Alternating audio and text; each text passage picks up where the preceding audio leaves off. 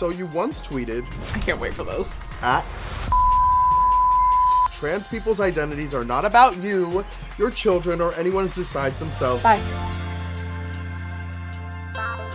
Welcome to the Logo Spill Bar, where the drinks are strong, the tea is hot, and the guests are... I'm your bartender and host, Johnny Sibilly, and today I'm joined by the incredible actress, writer, and trans activist. The credits include Yellowjackets, Supergirl, and DC Comics. This diva doesn't just write about superheroes, baby, she is one. Please welcome Nicole Maines. Welcome to the workroom, shift weight, catchphrase, and pose. Word, this walk, this outfit, this look. Do you love it? She was on sale. Welcome. Thank you for having me. Oh my God, thank you for being here at this late hour. Yes, at this bar. Late hour at this bar. Cheers. I do want to ask you, you ordered a whiskey sour. Yes. I haven't heard someone order that since like 1994. Are you I like wasn't an old alive school? then. Rub it in. What's the drink about? I was like a good kid in high school and college. Yeah. And I didn't drink, I didn't smoke, I didn't do anything. I didn't really know what drinks to order. And so I was giving that like, give me the Cosmopolitan, Right. give me the vodka cran. Oh my God, the vodka cran. Well, after a particularly harrowing vodka cran experience at Comic-Con 2019, Ooh. vodka was out of the question. Yeah. So whiskey sour kind of became the thing where I was like, I'm going to be able to drink it, and I'm also not gonna I feel like no one's gonna roll their eyes at me if I order it. Yeah. They're like, So ooh, a classic. Exactly. Love. So Yeah. I do order it out of fear. Yeah. We love a fear-based drink. Well, It really gets me going. all right, well, we have to talk about Yellowjackets. Oh my God. Please, Right? let's talk about Yellowjackets. So season 2, you burst on the scene. Mm-hmm. You are killing it in the show. If you haven't seen it, you have Thank to you. watch. What did it feel like the first day on set when you were walking into this all-star cast? Oh my God, terrifying. Well, this is the thing, and this is the thing I felt on Supergirl too, was I am an idiot surrounded by legends, icons, superstars. The first day on set was that scene where Natalie stabs Lisa. Spoiler. Yeah. Where Yeah. I was terrified, and that so the stabbing scene was the first thing we did. Yeah. So like lots of action, lots of drama, lots of stakes on the first day. But I always have to sing Juliette Lewis's praises because she carved out time in the middle of everything to kind of like pull me aside. And she was like, "Hey, I just want you to know that you are here because you crushed your audition. They loved you because you deserve to be here. Yeah. You should be here, and we're gonna have a great day." Yeah. I was like, I love you. And then she stabbed me in the face, and it was lovely. Isn't that like, we love that juxtaposition. Oh my God. Supportive, like off screen and then on screen. Well, and I'm a Libra too, so I love balance. Oh, I love a Libra. Balance is good. Thank a lot of you. people don't have that. When Lisa was introduced to fans, people began to immediately speculate about her origin story. What would you say is the craziest Lisa theory origin story that you've heard? Oh, well, I think the craziest one I heard was when I was announced as Lisa. Yeah. And they were like, okay, so Nicole is trans. Is maybe Lisa trans? And there was a little bit of a slow burn with Wilderness Baby. Yeah. And then they were like, oh, dang, Wilderness Baby is a boy. And then there was a couple people who were like, but wait, Nicole's trans. Yeah, they're like always trying And to it wasn't confirmed one way or another what Yeah. Lisa was or wasn't. Yeah. And we didn't say anything. I always thought of her as cis, but also like if they wanted to go back and be like, oh yeah, she's like, I don't know. Is it fun when you're on a show and you like read stuff that people are making up? You're like, Yes. yeah. Yes. I love Googling shows I'm on. I'm on Reddit. Okay, you heard it here first. Nicole's in the thread, so be nice.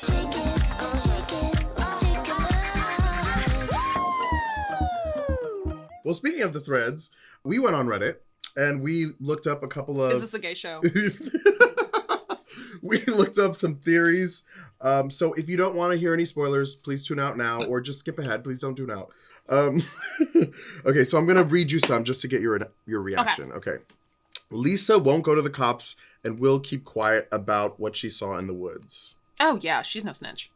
You don't make it to, like, right-hand man in the cult by being a snitch. Okay, the Yellowjackets will forget about Lisa's presence in the heat of the moment, which will come back to bite them. I hope so. Well, because someone has to knock Misty down a peg. And I'm hoping it's Lisa. Okay. Because wouldn't that be fun? Because also, it it's not like Misty Quigley to leave loose ends. Yeah. And Lisa's a pretty big... So I thought it would be iconic if they're, like, gunning for each other. Good for the show. Yeah. I think. 2 separate plots to kill one another. That's one of my favorite things about being on a show is that, like, one, you don't know where your character's going. Fully. So you have, like, all these ideas of, this is the thing.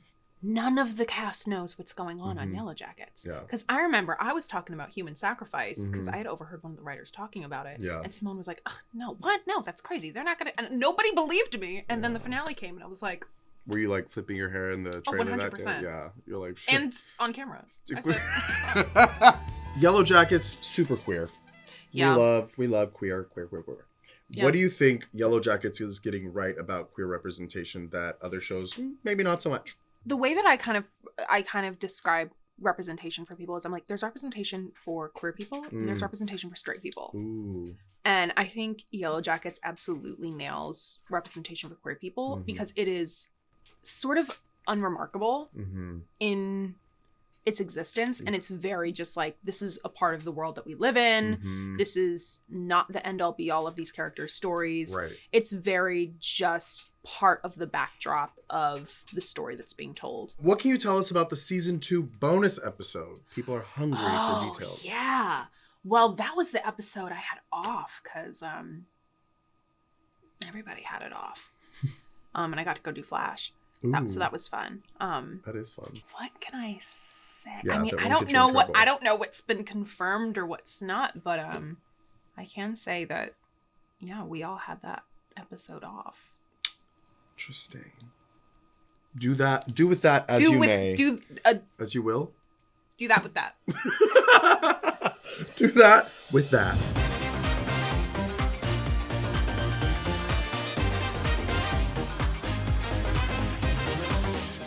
We're going to shift gears a little bit. You played Dreamer. Yes. The first transgender superhero in television history. Herstory. You were 20 years old when you joined the show, and it was your first big role. What did it feel like taking on that role? Terrifying.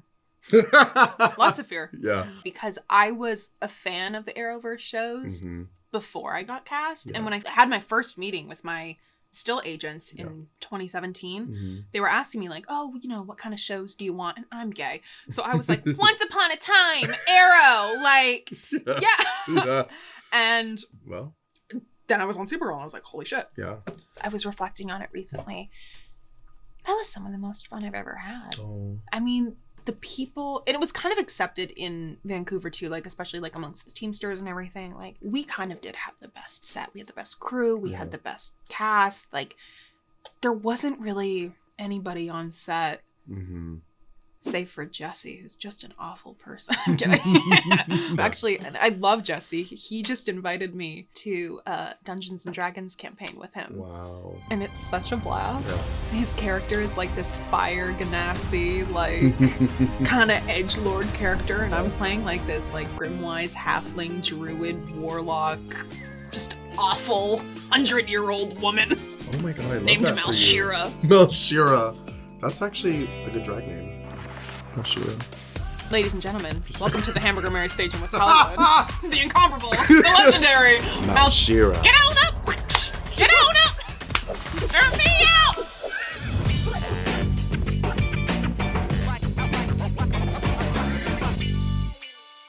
What would you say, in your expert opinion, is the gayest thing about superheroes? The costumes. Oh my god, are you kidding me? As we're talking about drag, that's drag.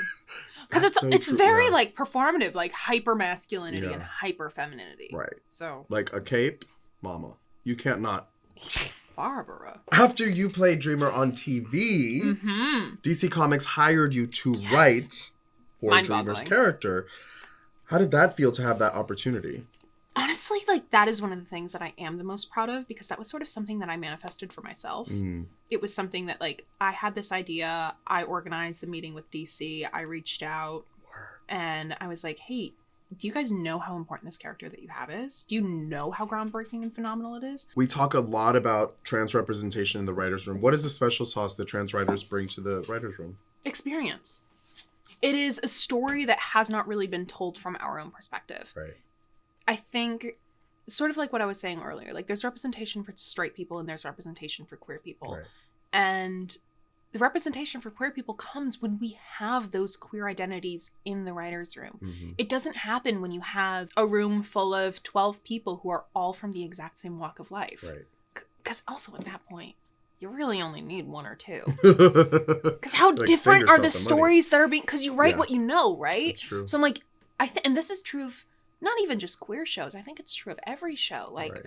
I think if you're trying to build a world full of different people, full of different experiences, no one can be expected to have all of those experiences in their life. So I think you need to fill the room with as many diverse people, diverse bodies, diverse lives as you can. Yeah. And then you can kind of build this really beautiful, cumulative tapestry to tell a story from. And I think that sets a really good foundation for an interesting, different, diverse story that people haven't heard before. I love that. Well, it's funny you talk about representation for queer people and then for cis people. Is there, being a part of DC and comics as a trans person, do you think that being there is helping bridge that divide of like what's for who and, you know? I hope so. Yeah. I mean, there are always going to be people who don't want to listen to queer stories or watch like a trans superhero out of principle. And there's nothing I can do about that. Like, you can lead a horse to water, but you can't make him drink. Yeah. And I am drinking. So I'm less worried about the horse. We're not going to be parched, bitch. They'll tell you that. More y'all can for stay me. dry. Hey, now.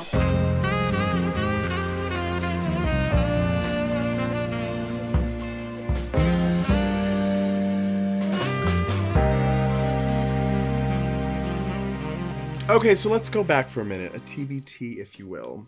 Before you were on TV playing a superhero, you were a real-life superhero for trans youth. In 2014, you fought and won a lawsuit over an anti-trans bathroom ban in your school district. Did you ever think that 10 years later, we'd still be fighting for trans kids' rights? You know, I don't know. I didn't really allow myself to think too far ahead in, like, where we'd be. I definitely hoped we'd be further along.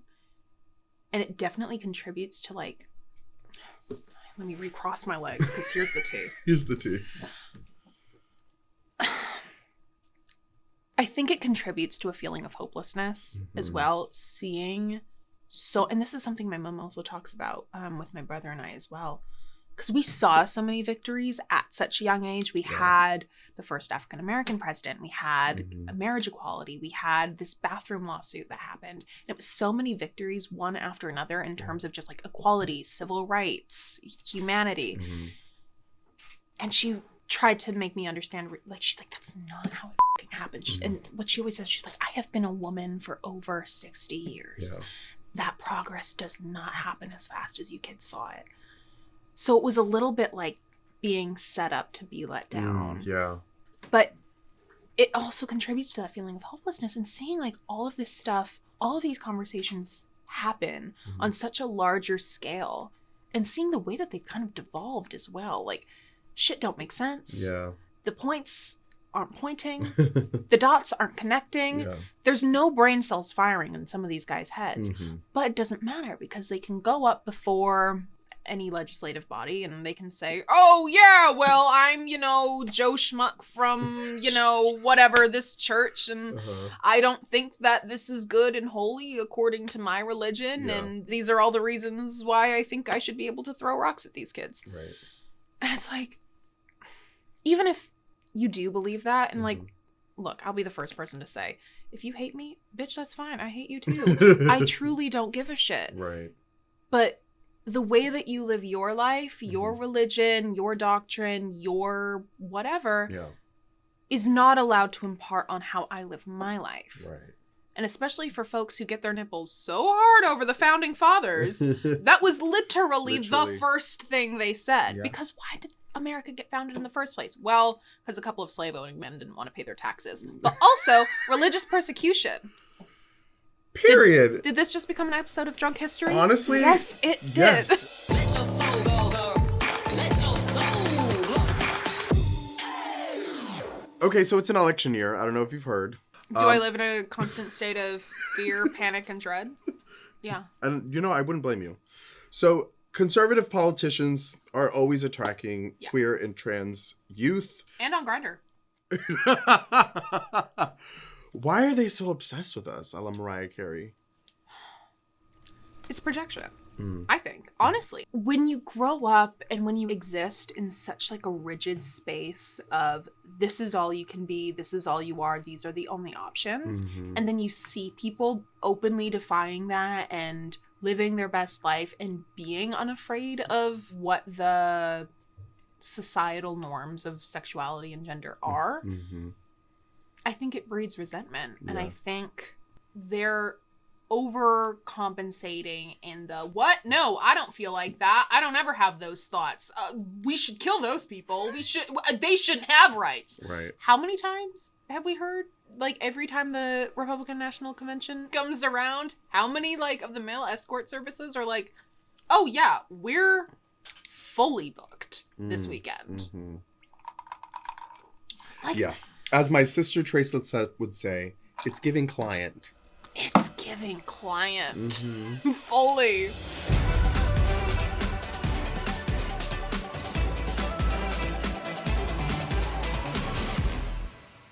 I love that you are a Twitter, or X, formerly known as Twitter. Look, if Elon Musk can dead name his daughter, we can dead name Twitter. Okay. Twitter. That's right. This is what I'm talking about. So you tweet some stuff that I'm like, okay, go off. So you once tweeted. I can't wait for this. For whoever needs to hear it, at Marjorie Taylor Greene, trans people's identities are not about you, your children, or anyone besides themselves. Bye. This isn't about you, period. Marjorie. I added the Marjorie, but that's what you said. Is there anything else you'd like to say to Miss Marjorie Taylor Greene? You can use this camera right here. Excuse me. Aren't you Marjorie Taylor Greene, the current Miss Georgia World? Hi. I'm Julia Sugarbaker, Suzanne Sugarbaker's sister. I couldn't help but overhear part of your conversation. I really appreciated the waving back there.